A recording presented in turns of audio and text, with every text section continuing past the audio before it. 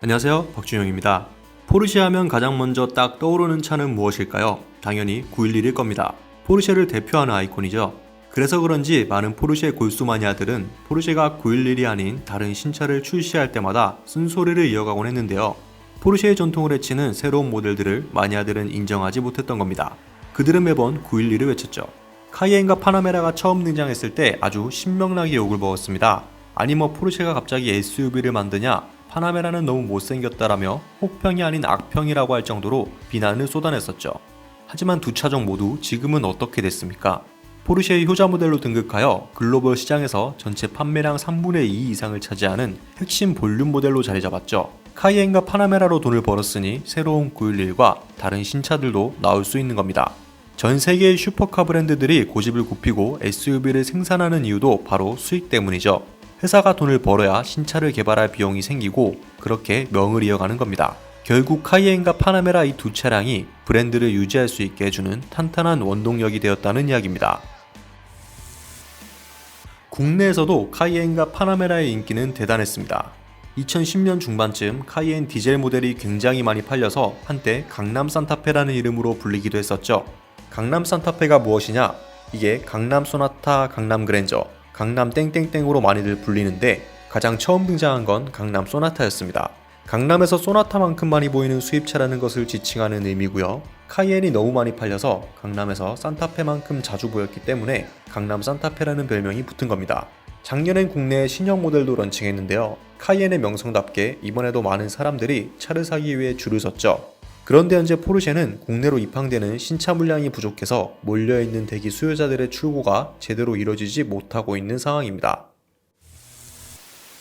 그렇게 신형 3세대 카이엔이 인기를 누리고 있는 가운데 포르쉐는 작년 4월 새로운 쿠페형 SUV를 선보였습니다. 그간 포르쉐가 생산하던 쿠페형 SUV는 마칸밖에 없었는데 조금 더 큰 카이엔 쿠페 모델이 등장하면서 마칸보다 큰 차를 원했던 소비자들의 마음을 공략했습니다. 카이엔 쿠페는 BMW X6나 벤츠 GLE 쿠페의 라이벌로 분류되며 국내엔 기본형 모델인 카이엔 쿠페와 카이엔 쿠페 터보가 출시되었습니다. 일반적으로 포르쉐 브랜드 가치는 독일 3사보다 더 특별하게 다가오는데 카이엔 쿠페의 가격은 1억 1360만원부터 시작하여 금액적인 부분에서도 소비자들에게 매력적으로 다가오죠.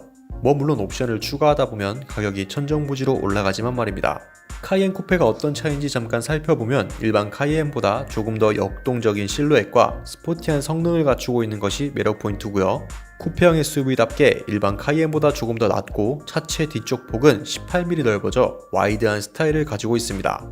라인업은 앞서 말씀드렸듯이 카이엔 쿠페와 터보로 구성되어 있는데 일반 소비자들에겐 쿠페로도 충분합니다. V6 3.0 가솔린 터보 엔진이 적용되고요. 최대 출력은 340마력, 정지 상태에서 100km/h까지 가속하는 데는 6초가 소요됩니다. 이 정도면 충분하죠. 고성능 카이엔 쿠페 터보는 야수의 심장, V8 4.0 가솔린 터보 엔진이 장착되고요. 최대 출력은 500마력, 제로 100은 3.9초가 소요됩니다. 아주 파워풀합니다. 람보르기니 우루스나 이 정도급 성능을 바라는 소비자들이라면 터보를 선택하면 됩니다. 실내 레이아웃은 일반 카이엔과 거의 동일한데요. 쿠페형 SUV다 보니 아무래도 헤드룸이 좀 부족할 수밖에 없어 카이엔 쿠페는 일반 카이엔보다 뒷좌석을 30mm 낮추었다고 합니다. 그래서 헤드룸은 일반 카이엔과 별 차이가 없다고 하네요. 그리고 4인승과 5인승 두 가지로 구분이 되는데요. 대부분 실용성을 위해 5인승을 출고한다는 후문입니다. 4인승 모델이라고 해서 중간에 센터 터널이 더 생기거나 하는 것은 아니지만 좌석 부분이 파여있어 사람이 앉기는 거의 불가능해 보이고요. SUV라면 실용성도 중요하겠죠. 카이엔 쿠페의 트렁크 적재 용량은 기본 625리터고 2열 시트를 폴딩하게 되면 1540리터까지 늘어납니다. 일반 카이엔이 기본 645리터, 최대 1710리터니 수긍할 만한 적재 공간입니다. 스포츠성을 강조하기 위해 포르쉐 액티브 서스펜션 매니지먼트, 스포츠 크로노 패키지 등의 다양한 사양들이 모두 기본으로 적용되어 있고 나머지 옵션들은 나만의 포르쉐 만들기를 통해 원하는 대로 조합을 진행할 수 있습니다. 지금 이 차를 구매하고 싶다면 최소 6개월 이상은 기다릴 생각을 하셔야 합니다. 작년 4월 글로벌 시장 공개 후 여름부터 계약을 진행한 뒤 올해까지 기다리던 사람들이 이제야 카이엔 쿠페를 막 출고하기 시작했는데요. 이 차를 받기 위해 7개월 이상을 기다렸다는 것이죠.